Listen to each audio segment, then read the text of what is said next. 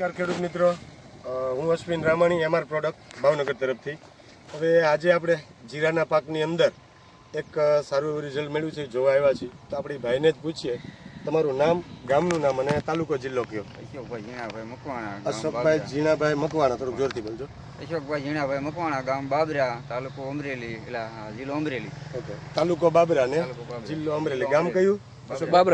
Babra proper Babra જ છે ને, વાડી વિસ્તાર. ઓકે, હવે અશોકભાઈ, આની અંદર તમને જે વસ્તુનો પ્રોબ્લેમ હતો, પહેલા તો એ જણાવો કે પ્રશ્ન શું હતો આપણે આની અંદર? હુકાતું જતું હતું. હુકાતું જ જતું હતું, મોટા મોટા ઘેરા પડીને હુકાતું જતું હતું. કામમાં પડી જતા હતા. તો એ સુકારાને અટકાવવા માટે તમે શું કર્યું હતું પહેલા?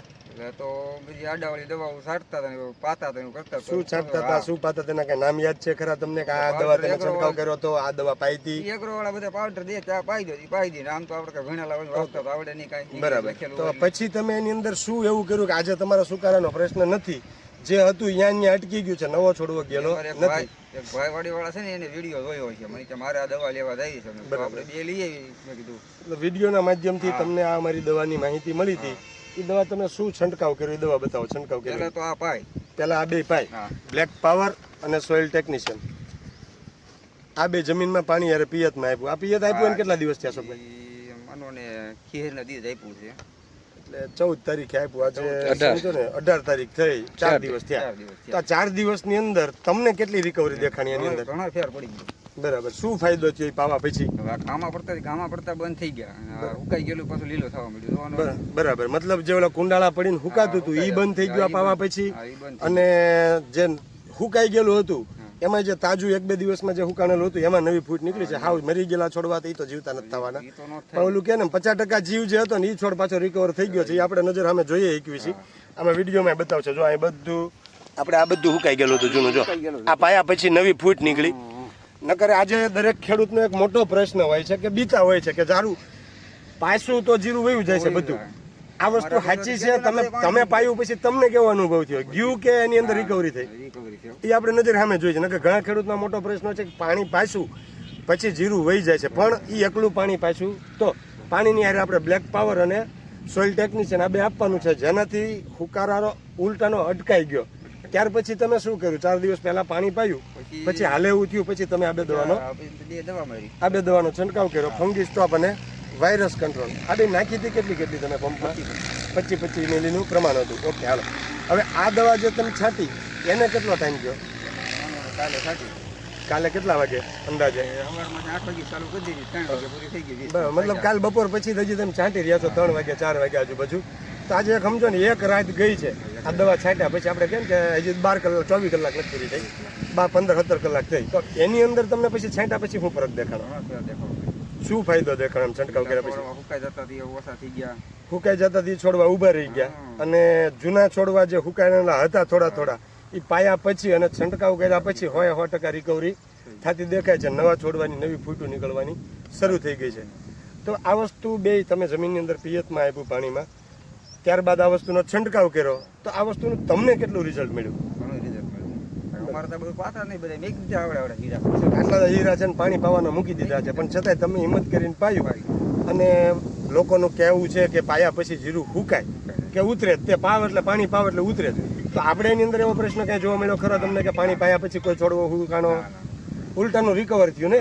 પાણી પાયા પછી જે હુકાયેલા છોડવા હતા એ રિકવર થવાનું શરૂ થઈ ગયા. તો ખરેખર વસ્તુ આ સાચી છે મિત્રો કે પાણી પાવાથી જીરું હુકાય છે. આ એક આપણી માન્યતા છે. અમે તો જો કે જે રેગ્યુલર ટ્રીટમેન્ટ ચાલુ હોય ને 90 દિવસ સુધી પાણી પીવડાવી છે, છતાંય કોઈ પ્રોબ્લેમ પ્રશ્ન નથી. પણ આ કેવું છે, જાતે અનુભવ કર્યા વગર બધી વસ્તુ નકામી. અમે કહીએ કે ભાઈ 90 દિવસ સુધી તમે પાણી પાઈ શકો, કોઈ પ્રશ્ન નથી. પણ લોકોને માનવામાં ન આવે. શું કામ કે આગળના વર્ષના એને જ્યાં પાણી પાયું હોય જીરું હુકાણું હોય એનું પોતાનું. પણ કેવું છે, પાણી તમે જમીનની અંદર આપો એટલે જમીનમાંથી ફૂગ ઉપર આવે, ભેજ આવ્યો એટલે, બરાબર, અને છોડના મૂળને ડેમેજ કરે એટલે એ હુકારો આગળ વધે. પાણી પાયા પછી જે જીરું હુકાય છે એ લોકોની માન્યતા નથી, એ હકીકત જ છે. પણ જો આપણે એ પાયા પછી હુકારો નથી આવવા દેવો તો એના માટે બ્લેક પાવર અને સોઇલ ટેકનિશિયન બેસ્ટમાં બેસ્ટ પ્રોડક્ટ છે. અને રિઝલ્ટ એ આપણી સામે છે. ભાઈએ પણ વાપર્યું છે. કે આજે કેટલા દિવસનું જીરું થયું આપણે? 50-55-60 દિવસ આજુબાજુનું છે. 55 થી 60 દિવસ જોતા એટલું લાગે છે, બરાબર. હવે તો વિચારો 55-60 દિવસનું જીરું છે, છતાં એ ભાઈએ પાણી પાયું છે, અને જે અમને ફાયદો મળ્યો એ આપણને એમને કીધું છે. પાવા પછી સુકારો વધે એવું ફરજિયાત નથી. પણ હારે એને વસ્તુ કાંઈક જરૂરિયાતની છે એ આપવી પડે.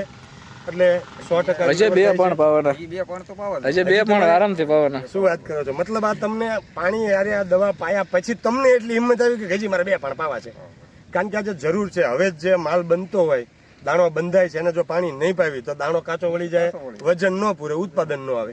બરાબર, એટલે પાણી પાવું જરૂરી છે. પણ યોગ્ય ટ્રીટમેન્ટ, યોગ્ય સમયે સારવાર કરતા જાઓ તો પાણી પાવાથી પણ કોઈ પ્રોબ્લેમ પ્રશ્ન આવતા નથી. અને એ રિઝલ્ટ આપણી સામે છે.